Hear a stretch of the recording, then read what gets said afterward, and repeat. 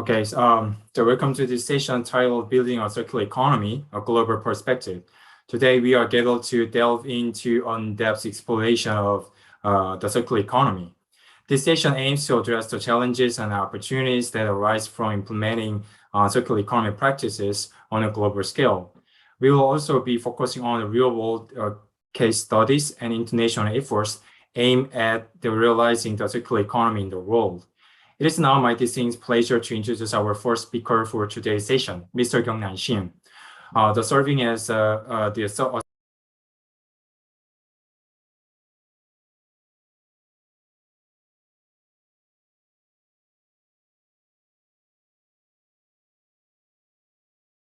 I think we lost you, Tago. Hello? Yes. Yes. He's back. Is that- No Okay, worries. so please join me in extending a warm welcome to Mr. Kyungnan Shin. I'm sorry. Thank you, Tago. Thank you. Welcome to GGG Week. I'm currently serving as Assistant Director General and Head of IPS, the Investment and Policy Solution Division at GGGI. I extend a warm welcome to all of you who participate in these pivotal sessions on the circular economy. Circular economy is not simply like a contemporary trend, but requisite for sustainable development. It is my privilege to engage in this vital discourse with distinguished expert and committed participants. At GGGI, we have been pioneers in the application of circular economy principles, supporting projects that minimize waste, optimize resource efficiency, and encourage sustainable consumption and production. These initiatives have yield benefit environmental sustainability, while also generating green jobs and stimulating economic growth. The concept of circular economy, while not new, has undergone significant reinterpretation over time. While waste management is often the first, and the modern understanding of circular economy extends far beyond that. It encompasses sustainable resource management throughout the entire life cycle of a product, from raw material extraction to design, production, utilization, ultimately end of life. This comprehensive approach aims to decrease resource input and enhance production efficiency. Our planet resources are not infinite, and the traditional linear economic model of take, make, dispose is increasingly untenable. Current estimates indicate an annual consumption of approximately 100 billion tons of resources, a figure projected to be doubled up by 2060. Such unsustainable consumption patterns will deplete essential resources within 50 to 100 years. To mitigate this one-third reduction in global material extraction and consumption is recommended. And the circular economy plays a very important role in achieving this objective. Furthermore, the circular economy is increasingly recognized as a mechanism for carbon reduction. Many countries have incorporated circular economy strategy into their NDC to mitigate greenhouse gas emissions. Research suggests that more circular use of 4 key industrial materials such as cement, steel, plastic, and aluminum could reduce global greenhouse gas emission by up to 40% by 2050. In addition, UN treaty aims at establishing legally binding global rules to end plastic pollution. Has garnered the commitment of 175 countries.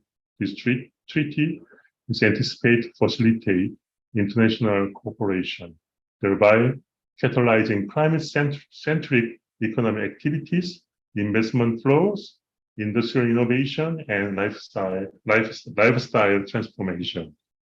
This session aims to offer comprehensive understanding of evolving concept of circular economy and its relevance to carbon neutrality, green transition, and resource security. The first session will focus on global perspective of circular economy, followed by a session on plastic waste management in Asia, and conclusion concluding session on methane emission reduction strategy in Africa.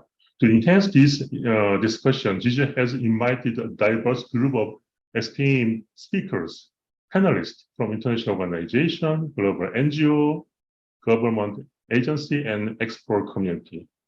This inaugural global perspective session is designed to offer insight into competitive strategies within the circular economy. It will explore the development of sustainable economic model and examine the pivotal role of policy framework in expediting the adoption of circular best practices. Our speakers will present real-world case studies highlighting the challenges, opportunities that come with global implementation.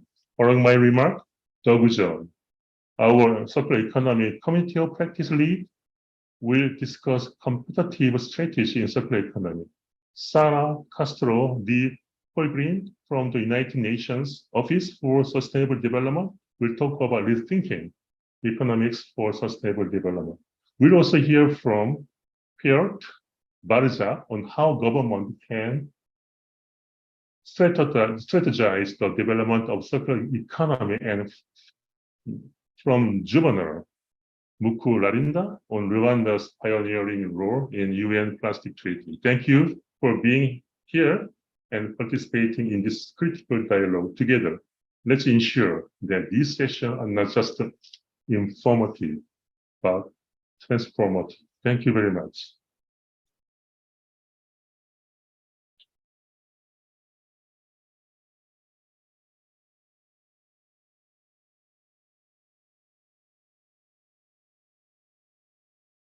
You're muted. You're muted. Okay, so thank you for your great the comments, opening remark. And actually, this speaker is just me. So I'm gonna start my presentation right away. So my topic is about competitive strategies in circular economy in the global perspectives. So the GGGI, we have the several contribution and the experience in circular economy the sector, as you can see in this map. But when we have the experience and the pipeline development, all the time we have the quite similar issue in our partner countries, and most of them actually regard the waste management issue. So the reason that we have to overcome the issue is because we have the very rapid increase of the waste generation every year, as you can see in the graph.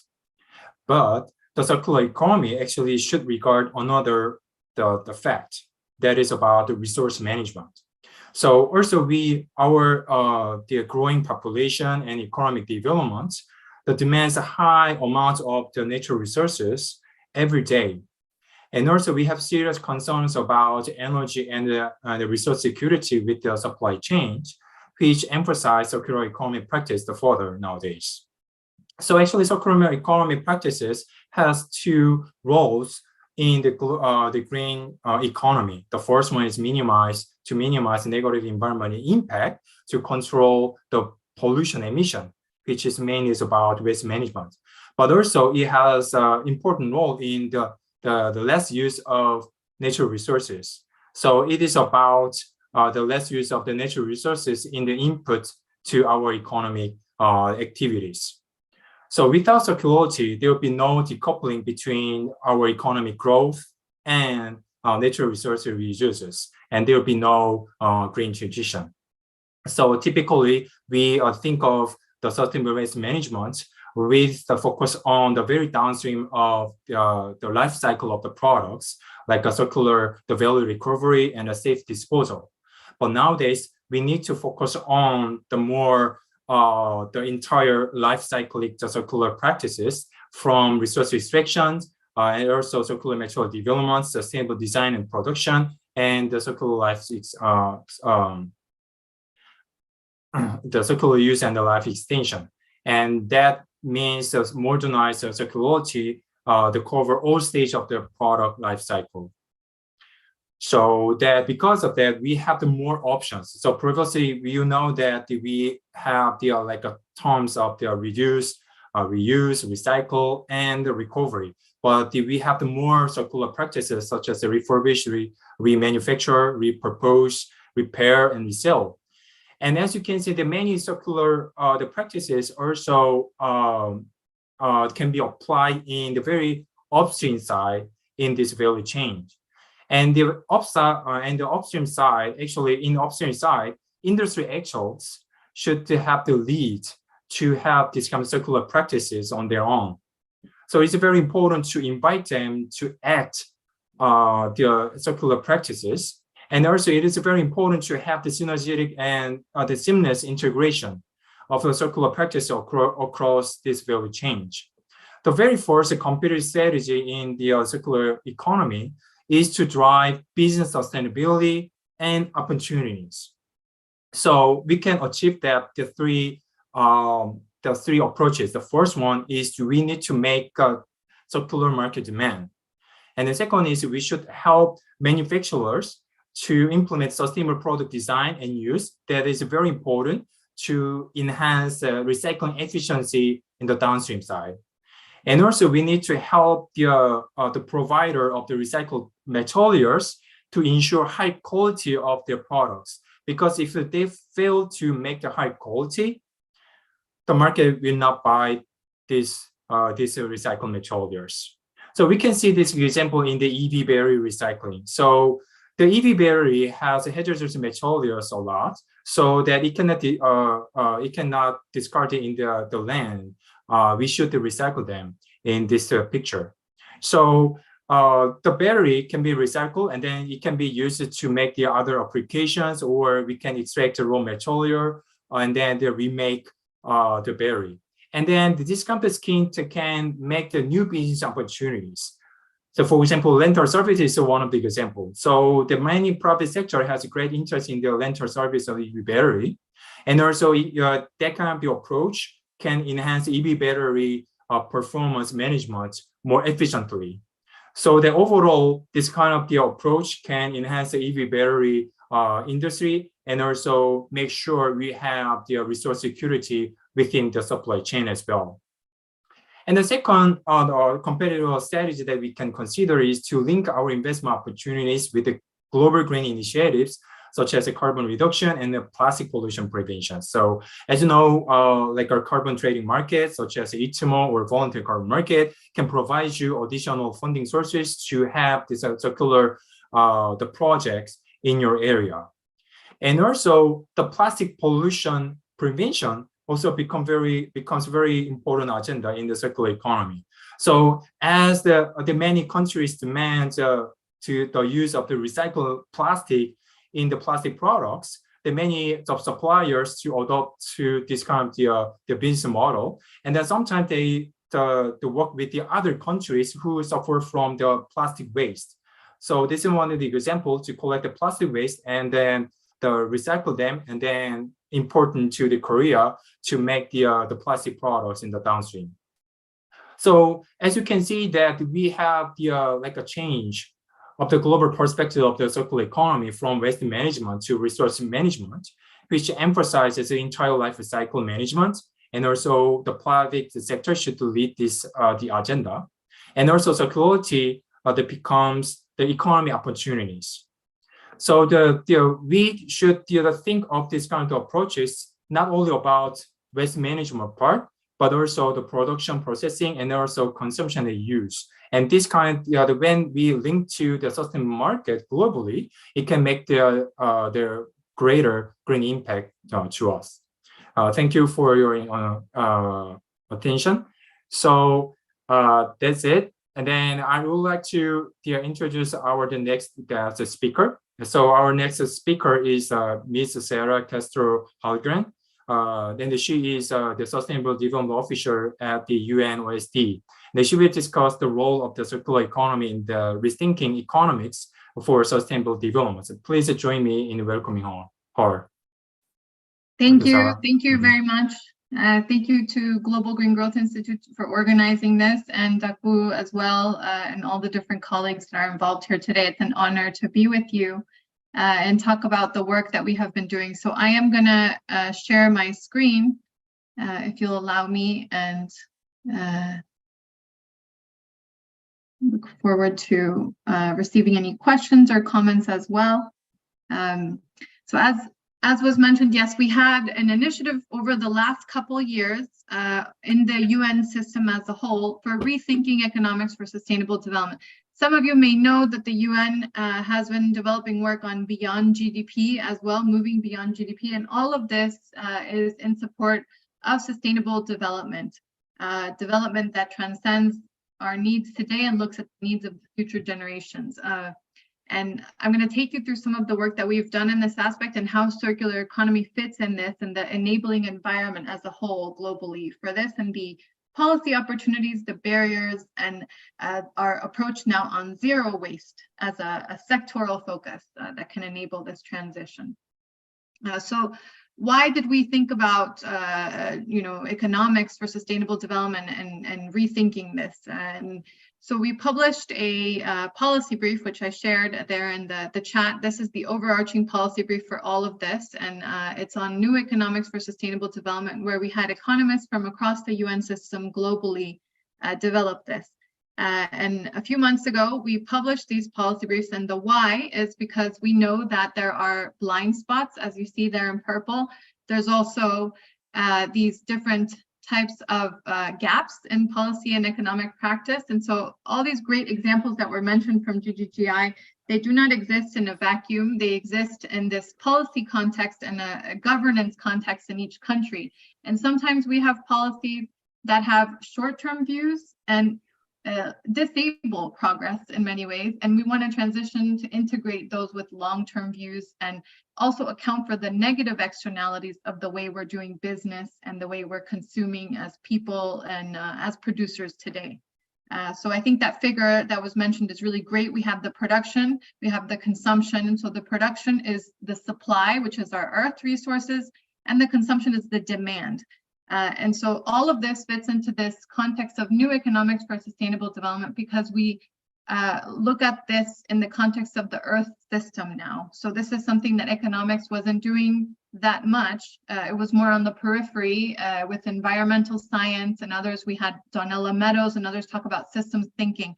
Now we're trying to bring it into the mainstream of economic policymaking, that we have limits to growth. Right? I think some of you are familiar with that book, that publication. And so we have our limits to growth today, and we depend on stocks and flows in our system, the Earth system. And within this, we published policy briefs, including on circular economy, attention economy, the creative economy, care economy, blue economy, and all of these concepts interrelate. And the circular economy is part of this, and it's interconnected and interrelated, just like it is within the SDGs. Or the Sustainable Development Goals. So the goal of the circular economy effort that we've had in this new economics for sustainable development is to really look at enabling policies that can manage the stocks and flows of the Earth system and the way we use natural capital, and advance the steady state system. So some of you may know that from the economist Herman Daly. Steady state system is our goal, right, where we can achieve some type of balance in how we consume and produce and minimize the risk. We heard security, the concept of security. So we're talking about human security, economic security, these types of long-term security aspects for a steady state system. So the key points in the policy brief for circular economy are that we know there is no internationally agreed definition for circular economy. We adopted the resolutions from UN Environment Assembly, which we don't have one, let's say, from the UN General Assembly yet, where we can say this is our official global resolution to move ahead at the country level. So this is a gap that we have, because this definition from UNEA that we see here, it does advance the 4R principles, but it does not look at the issues of consumer behavior, business models, or the systems perspective. So our goal is to call this out and then move towards this type of definition through a UN resolution potentially in the future. And then we have we call out the aspect of moving from open to closed loops, balancing these production and consumption goals that I mentioned. We know that there is a multiplier effect, so the policy brief will call this out as well, the multiplier effects at the macro level. There are multiplier effects in terms of macroeconomic policies that we need to adopt, and then also micro level policies. And these macro level policies look at aspects of investment, capital depreciation, but also sectoral growth, looking at the sector approaches. And then we are encouraging this end-of-life resource management through some of the policy recommendations and clusters, which I think is a concept that we can also discuss in the Q&A, looking at regionalization and localization of supply chains, which we see happening in the economic system today globally, more nearshoring or reshoring of supply chains. So this can enable a circular economy through cluster-based approaches. Those tie into the issue of local impact and new types of supply chains and job creation, which the SDG progress report of the Secretary General called out this summer in July. Investing in the green and circular economy could create 100 million jobs by 2030. The Sustainable Development Goals, I won't go into this, but a lot of you know that we have these Sustainable Development Goals as our global agenda. The circular economy fits within a lot of the goals. So we have mapped this in the policy brief. We have a table. It's not exhaustive here because it's a clip of the image. So you can go to the policy brief and see, but we know that a circular economy provides feedback loops and a multiplier effect across the SDGs as well, especially SDGs 8, 9, and of course 12. And we mentioned, this session is also looking at barriers and policy opportunities. A key policy opportunity, which I think is challenging in a lot of sectors and sometimes controversial, is the issue of full cost accounting. But this is the reason why we have new economics for sustainable development, because there are negative externalities on the environment, on human health, for example, and full cost accounting is a vehicle that can get us there in terms of pricing. So this will help to transition the market. These are policies that we need to account for potentially in, plastics as one example, but then also fossil fuels as a whole. And we have these as targets under SDG 12, for example, rationalizing inefficient fossil fuel subsidies. We have also multilateral coordination failures, but this is a policy opportunity. As I mentioned, globally, we can transition towards an agreed definition of what it means to go circular. And then we have these commodity intensive growth models in certain countries.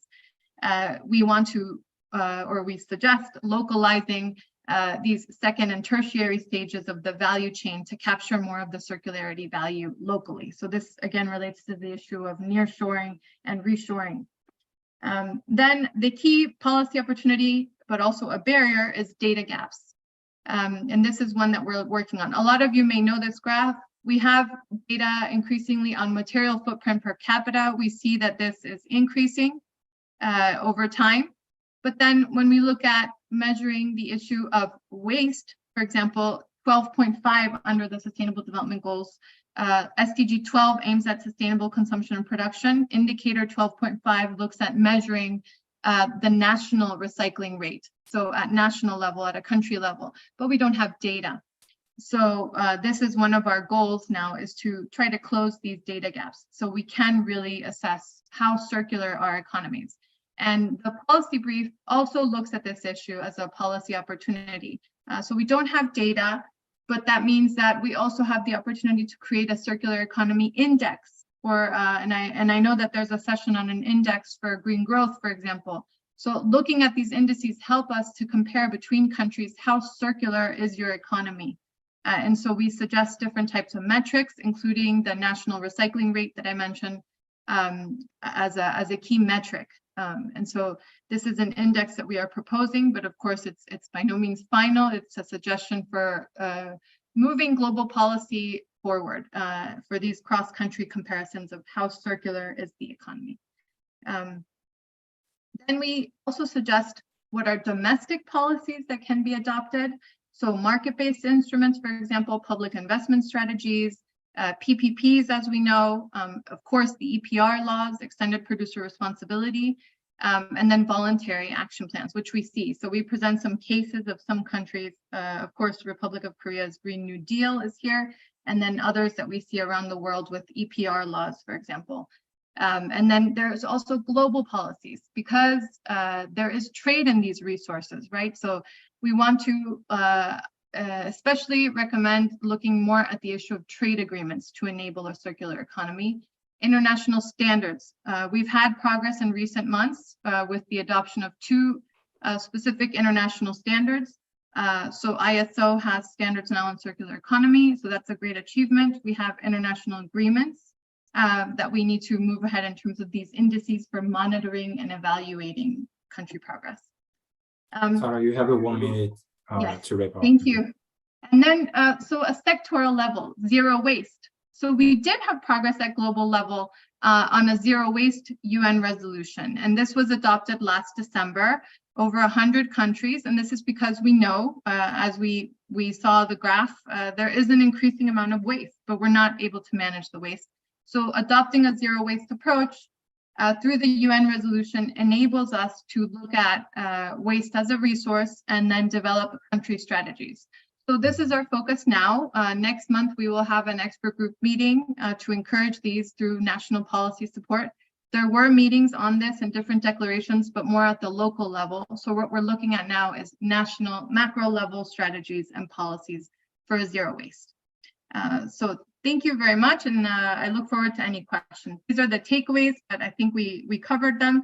So thank you. And any questions or comments, I look forward to that in the Q&A. Okay, thank you very much, Sarah. And now also we have the also we are the also honored to have the Mr. Pio Barzag, the Circular Economy Program Manager at the Africa Circular Economy Network Foundation. So he will enlighten us on how governments can strategize the development of the circular economy. Let's give the warm welcome to him. Thank you, Doug Wo, and thank you to GGGI for inviting me. The African Circular Economy Network Foundation, ACEN Foundation. My name is Piotr Barczak, and I am also a council member of the European Environmental Bureau, but working nowadays very much with African governments. So we will hear in my presentation on how more at national level the governments can implement what Sarah just explained, or you, Duc Wo, also explained about circular economy. So it's more about implementation at the national level. So I just invite you to check our website later on our projects we did. In this presentation, I will focus on the top-down work. So on the, let's say, work that governments through public policies can do in their territories to create a smooth but steady transition to circular economy. We work on that together very much with our network of experts all over almost 40 countries where we have African local experts on the ground. So we've delivered already similar projects in few countries, like the roadmap for Rwanda and circular economy action plan, also for Ghana, that has not yet been published, and now we work also in Nigeria on a similar project. We also work on the continental level with the African Union Commission that will create a continental roadmap for circular economy development that will later cascade down to different countries in the region.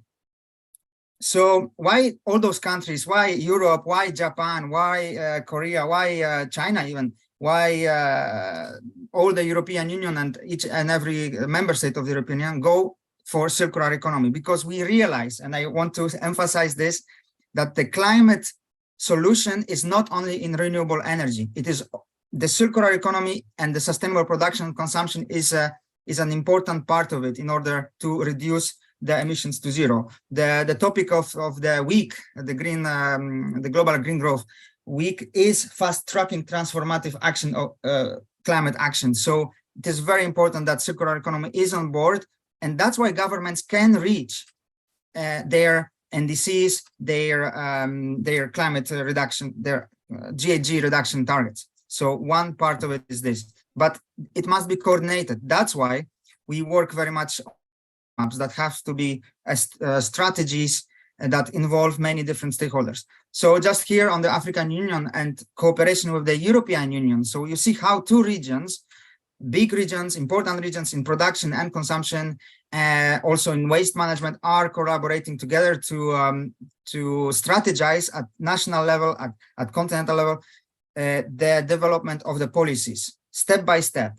by including also all stakeholders. It must be very inclusive. I will come back to that. But what is the circular economy roadmap in the end? We speak about it, but we maybe don't realize what it is. But so it is a strategic instrument to facilitate a systemic change. And there are different elements of this facilitation. So it's about stakeholders mapping in the country. Who is actually involved in sustainable production and consumption, or maybe unsustainable production and consumption. So it's about including all of those stakeholders, because all of them will be impacted in one way or another, positive or negative, but they must be included so that they also take ownership of all the strategy. It should be led by the governmental authorities, the development of it, but also the implementation. Why? Because only in this way we can ensure the regulatory approach. It should not be a voluntary approach. It can start as a voluntary, but if we want to see a real transformative change, it must be regulatory. So that's why it must be managed and coordinated by the government authorities. It must contain clear vision, goals, actionable steps, and then implementation plan so that to reach those goals. So many countries around the world, this is a map from Chatham House, go and strategize on their territories. They realize that it must be a governmental action, not only driven by society, which is also very important, and not also driven only by the most pioneering, ambitious businesses, but it must be, again, a regulatory action. So many more countries are taking this step, more and more African countries as well. And our goal, my organization, ASEAN Foundation, is to assist governments in this very complex work. It's worth to also know that a lot of those programs are funded by the African Development Bank, by the European Commission as well. So you see this collaboration is really coming from different important governmental actors around the world and important funders. And why? Because all of them realize all the benefits that it can bring, such a strategic approach. It creates a common mindset and ownership by the stakeholders that will be involved. It ensures inclusivity, all perspective taken into account and analyzed. It sets up a clear timeline, because without a clear timeline, we cannot really move along if we don't set some goals in front of us. What is also important, what we do in our roadmaps is we cost the action. So we the costs of different policy initiatives, because that must help those countries that maybe very often, most of the time, don't have their own sufficient funding. So it helps them to anticipate the costs and to mobilize the funding upfront per each action. So it is also about milestones. The sequence is very important. What comes next? So yeah, we educate the society, but then we have to also take the next steps of, for example, separate collection, very diligent. If we don't set up a system, then it doesn't matter if we teach our society or not. It's important to set up the system, and that's the role of the local government. So you have about 3 minutes. Okay, 3 minutes only, so I move on. But, the list of benefits is very long. We also realize that action plan is not the only thing. We also need implementation. The regulation can be best of the best, but if it's not implemented, it's worthless. So we recommend that each country that sets a roadmap for circular economy also plans an agency that will implement it, or a multi-stakeholder platform. There are many different examples from around the world that we also bring to inspire how governments can help in implementation. There are different steps in methodology. It always starts by status quo, baseline analysis, then choosing the priority sectors that are most important in certain countries, also where the circular economy opportunities are the biggest. Then there are always series of workshops to involve all the stakeholders and different elements that can be more tailor-made for certain countries, such as private sector engagement model. There is always costed also anticipation of the costs, and so on. This is just one example from Rwanda that we did. We identified 17 policy interventions, few sectors that we identified as priorities, such as agriculture, construction, waste, and water. And for each of those sectors, there is a dedicated section of recommendations. And then there is also costs associated. And so, for example, for Rwanda, transformation to circular economy was estimated at over 200 million USD. So yeah, just to come back, this is the different works we already did in Africa, and we continue to work with new governments. We currently approach a few more here on the map. And Dukon, you also asked me about the European Union Circular Economy Action Plan. Very quickly, but Europe is, without pretension, it is leading in circular economy roadmaps, in circular economy governance. And the last circular economy action plan, that is actually already 3 years old, but it's still ongoing, is really putting in place certain actions that are continuously implemented by the European Commission to transform. Has impacts on the global market as well, because Europe imports a lot of products, cars, batteries, a lot of plastics as well, textiles. So countries that do export to Europe have to take into account what are the new regulations coming in. I cannot go in this short presentation about to those elements. So it's about upstream, but there is also downstream situation that some European waste, unfortunately, have been sent outside Europe, but this is also going to stop. So this is a positive impact also that we see globally, that of the European Union Commission, European Union Action Plan for Circular Economy. So it was very fast. I invite you to contact me here over email or WhatsApp or telephone here, and to work with us. As ACEN Foundation, we are happy to work not only with African governments, with every government that is willing to start their own circular economy action plans and roadmaps. Thank you very much for listening. Thank you. Thank you very much for your insightful the presentation. The last but not least, we have the Mr. Juvenal Mukuraninda, a senior officer for sustainable waste management for Africa at GGI. He will share insight into Rwanda's pioneering role in the UN Plastic Treaty. Please welcome him. Okay. Thank you very much, Duko. Can I have access to share, please? Thank you.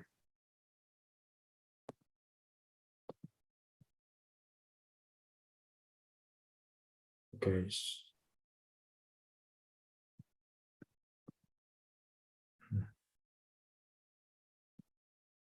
Can you confirm that you can see my presentation? Yes, we can see you. We can see your screen. Yes, thank you very much. Thank you once again. My name is Juvenal Mukuraninda. I'm a senior officer, sustainable waste management.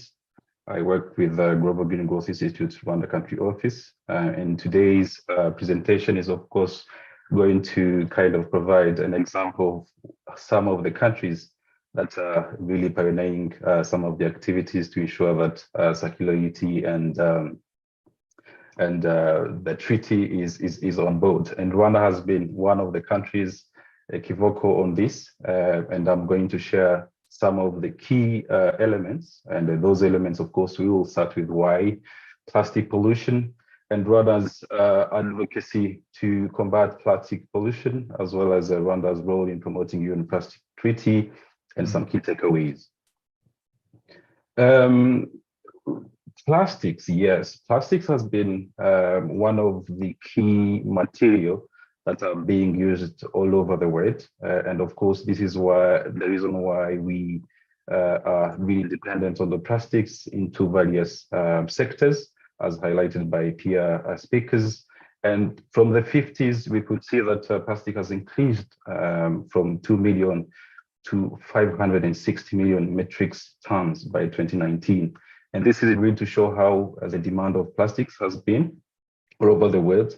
And unfortunately, only 9% of these generated plastics or plastics materials are really recycled, where the remaining percentages ends in landfills as well as incinerators. We also know that our oceans are being affected by microplastics as well as macroplastics. So the same, all these, not only on the oceans, but also on our land, we are having issues because of these plastics. And some of the main issues around these are really on the environment as well as the human health. talking about the environment, we understand that there are almost 800 species from marine that are being deleted, and 90% of birds and birds and fish are being injections of the microplastics. And the injections of these materials really have effects on these species. And one of the things that really impact this includes, of course, endocrine disruption, stunted growth in some of the species, and also they have digestive systems. So, and also understand the primary crisis around plastic pollution. And in 2019, a UN report has suggested that around 1.8 billion metric tons of greenhouse gases emissions has been released in production of plastics, which really relates to 3.4% of global emissions. And we also understand that the GHG associated production and disposal of conventional fossil fuel-based plastics is forecasted to 90% of global greenhouse gases emissions by 2040. And we understand that single-use plastics are the ones which are really being used across the globe in a more quantitative way. And we anticipate 98% of these materials are being produced from fossil fuel, which are the really virgin materials. On the human health, we also understand that plastics has the effect on human health via, of course, different options. One is inhalation and absorption via skin, which can actually also have an effect on our organs. And also exposure to burning of plastics can really cause other human health issues, including heart diseases, respiratory problems that cause or leading us to asthma, as well as emphysema. So as Rwanda, and also I like the fact that Piotr highlighted that Rwanda has been, at the very forefront of putting up various policies and regulations to ensure that we maximize the valorization of these generated plastics.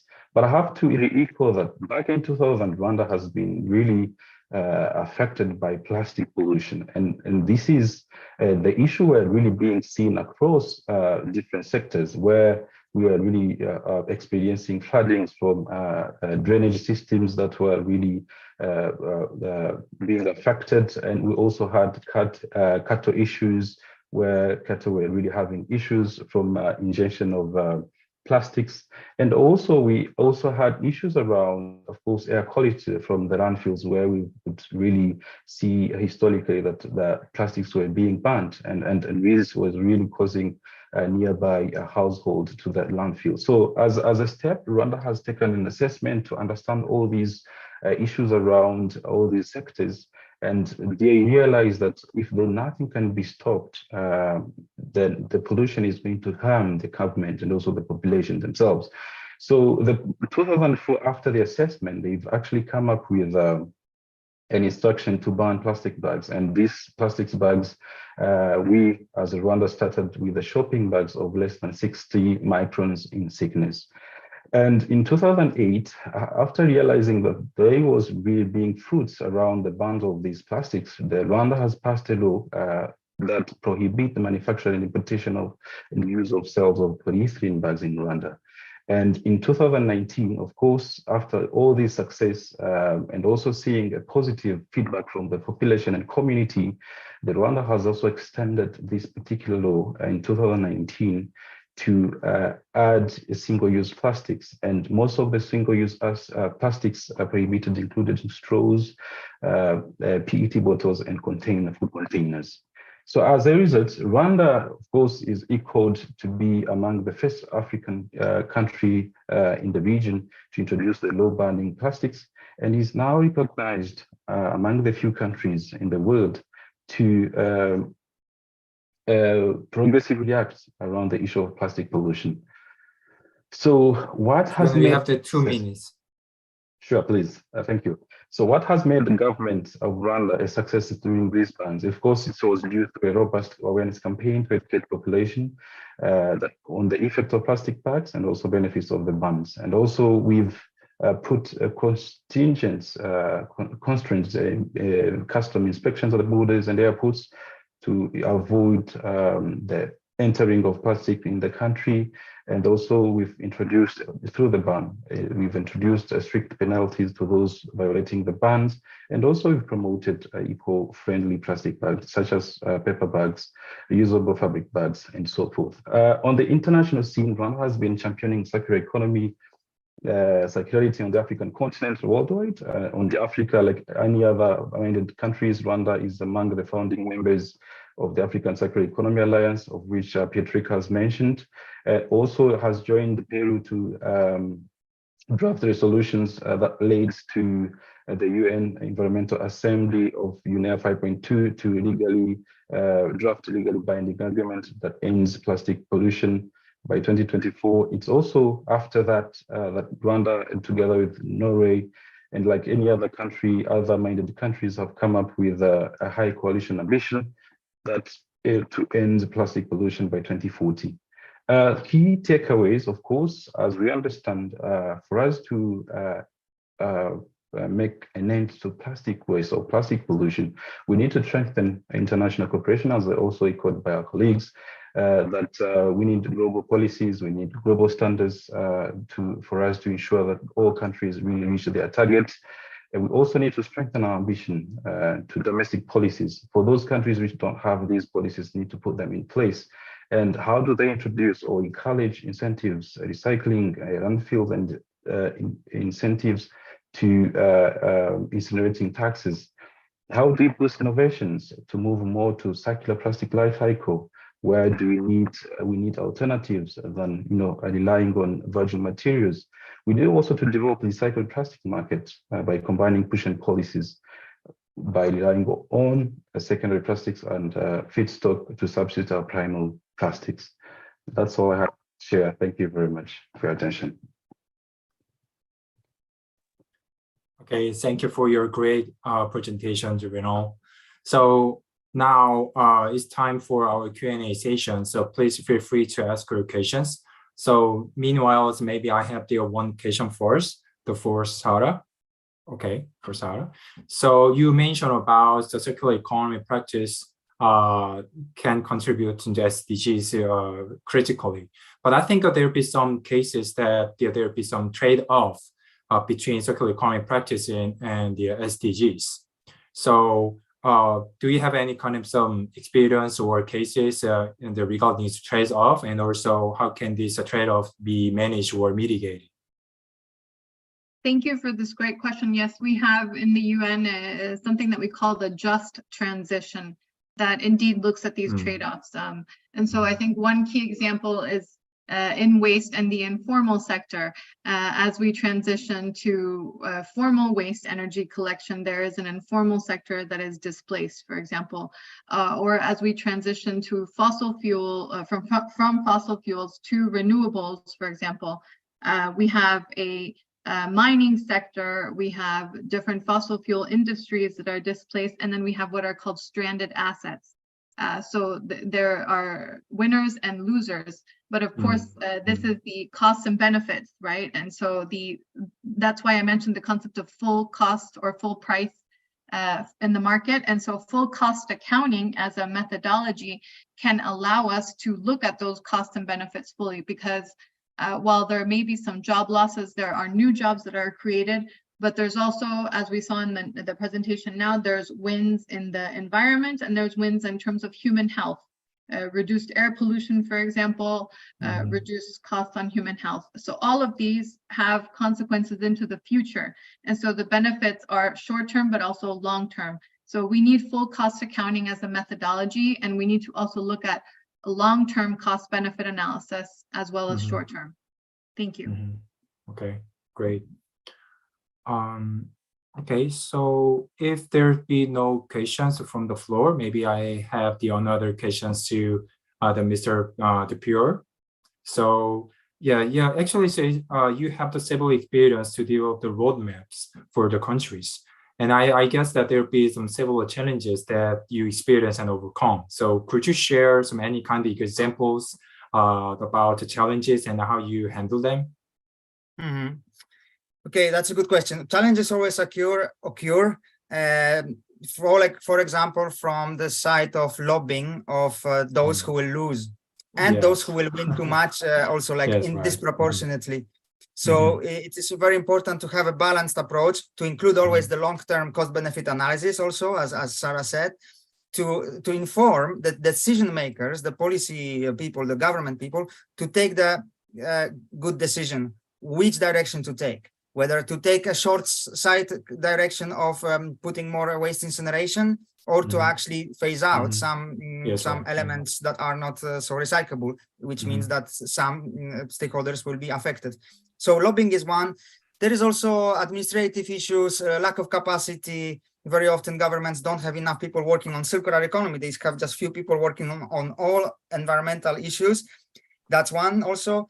Or another one is collaboration between different ministries, because circular economy is really not only about environment, as everybody knows, but it also means that Ministry of Environment, of Economy, of Agriculture, of Jobs have to collaborate. And sometimes it does not happen, you know that from your own countries as well. So, and I know that from my own. These are the issues to overcome. And circular economy roadmap, if it's the ownership is taken by the horizontal agency, governmental agency, supported by additional organizations such as ours, but any other that is neutral, can help to break the silos thinking. Yes, actually, it's green transition. All the times there's some issue about phasing out gray industries, and we need to take care of them as well as like an inclusive perspective as well. And thank you for sharing your insightful the lessons. So maybe I can ask one more questions to the Mr. Juvenal. So regarding his the plastic presentation. So I expect that maybe the Rwanda facing several challenges when they implement their plastic ban, and I was wondering how they overcome them, and also what would be their real objectives Rwanda aims to achieve through this their involvement in the UN Plastic Treaty. Yeah, thank you very much, Diko. So, of course, the challenges are there, and some of the challenges, of course, includes the feedback from the communities. And one of the challenges was the lack of alternatives to plastic bags. And one of the things that the government has put in place was, of course, to how do they really put in place all these alternatives. And they've actually come up with a very good, I would say, strategies or initiative. So they've encouraged those industries and factories that really comes up with the alternatives to really have access to different, let's say, loans to the bank for them to be able to produce a number of alternatives. That is one of the challenges that how it was really solved. The second, of course, there is always, change for the community is always an issue. So when it comes to adaptation to the new measures from the communities is also something that the government has really perceived. And one of the solutions put in place was, of course, to really show the negative side of the plastic bags and what they really cause to the environment. And over the years, from 2004 to 2008, we've seen the changes, and of course, the people could see them all over in the country. So then with that, it has really realized that people has positively adapted to the changes and also started even to include other types of plastics. The other challenge, of course, is around those industries and factories that were reproducing the banned plastic bags. So they'll be really encouraged to divert by taking up all the loans from the banks, the local banks, and also be given other additional incentives from the grant given by the government. So those are the key challenges and solutions provided over. And when it comes to these international legally binded UN Plastic Treaty, this is because the only advantage that I'm seeing here is that Rwanda, being a landlocked country and also focusing on tourism, being one of the countries that is really aligning their economic transformation throughout a tourism industry.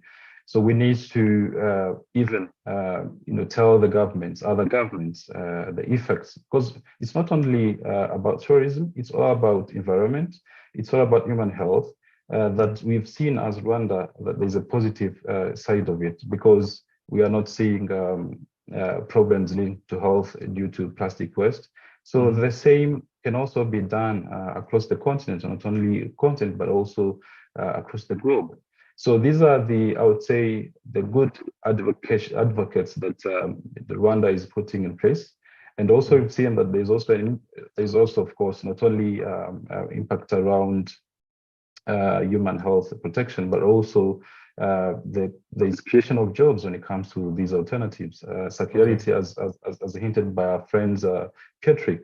So all these security, job creation that brings in opportunities for ending the climate crisis, and also it's one way to reach the net zero target by any country that really puts in place this. Thank you. Okay. Thank you very much for your great answer. I think it's time to wrap up our session. So thank you very much for your active participation and engagement. As we conclude this session on global perspective on circular economy, I would like to express my gratitude to each of you for your active participation and engagement. And we have 2 more sessions planned, the one on the plastic waste management in Asia, and another on the methane emission reduction strategies in Africa. So these sessions will feature excellent speakers and experts as well. So please continue to participating in our session to gain the more meaningful insight. So let us persist in our efforts to collaborate, innovate, and most importantly, implement circular strategies we have discussed today. Thank you all again. And there's some communications about the sharing the presentation material. So please contact the secretariat, and then, or you can contact the other speaker directly to have this presentation material for yourself. Okay, thank you very much. And then again, let's see you continuously. Okay, bye.